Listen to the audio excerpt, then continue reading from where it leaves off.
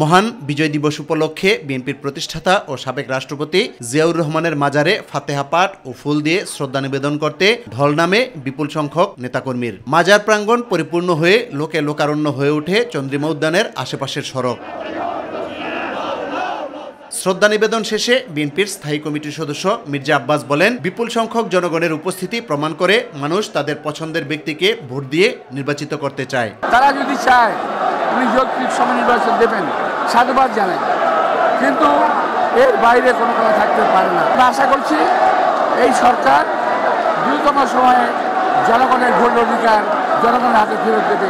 স্থায়ী কমিটির অপর সদস্য সালাউদ্দিন আহমেদ বলেন, নির্বাচনের নির্দিষ্ট দিনক্ষণ চায় দেশের মানুষ। এটা তো রুট ম্যাপ নয়, উনি একটা ধারণা দিয়েছেন, এটা বলা যায়।